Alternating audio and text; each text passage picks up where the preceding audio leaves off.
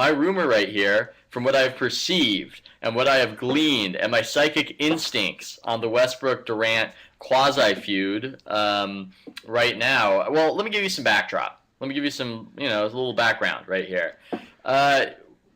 Basically, Durant was in town in Oakland, and Matt Steinmetz, a great local reporter out here, was just doing something unrelated to the Thunder, just yapping away in front of a TV camera, and Durant came over and asked him questions as to why the media keeps comparing him to Westbrook, and it doesn't matter who's better, and why are you guys doing this? It was very defensive, but people praised Durant, lavishly praised him for doing this, and what I increasingly see is that Durant is trying to protect Westbrook, who is insecure, from criticism, but that just gets Durant more praise, and I think that Westbrook secretly resents Durant for trying to be a good guy and for getting all that praise. So I think that Durant's efforts to protect Westbrook are actually backfiring and making Westbrook hate him more. That is my rumor.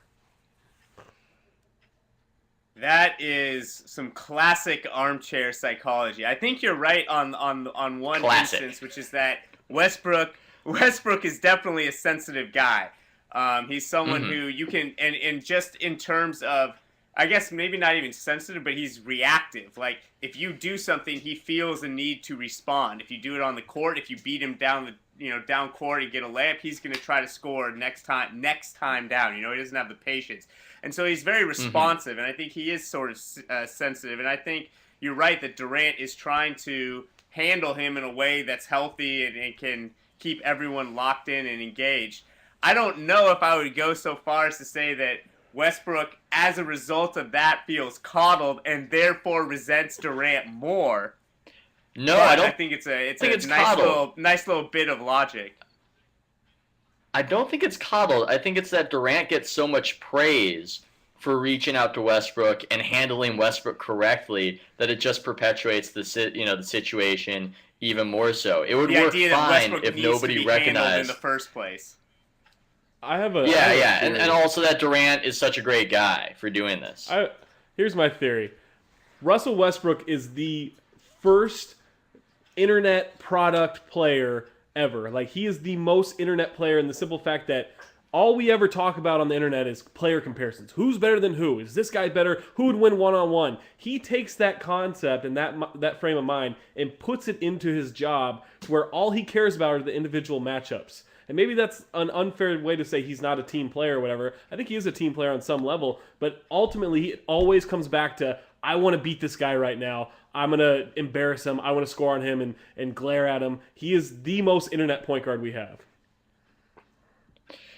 I think he's very internet, and he's very internet in the sense that we have this idea of a feud between Westbrook and Durant that we don't necessarily have proof of. But at the same time, even though I keep hearing that everybody wants them to fight and everybody wants them to bicker, I don't know of anybody specifically who has ginned up this narrative. So it's this odd thing where on the one hand it's something everybody wants, but on the other hand it's something that nobody wants. So it's very confusing to me.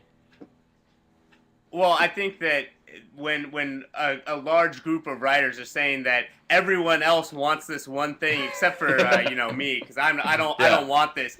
It's We're reasonable. It by referring to it, they gin it up, right? By like creating this false narrative that other people want this bad thing. It's the same, basically it comes out rhetorically to be the same as saying this other thing exists and other people want it, not me. But it's there. Oh, I absolutely just we're not going to write about it, but we're writing about not writing about it, which is writing about it. If that makes sense. No, I think. No, I know. I think that's a great point. There are plenty of us that just want this relationship to break apart. It's why let's get ugly. Let's get Shakespearean. Get ugly. It's why we love 90210 so much.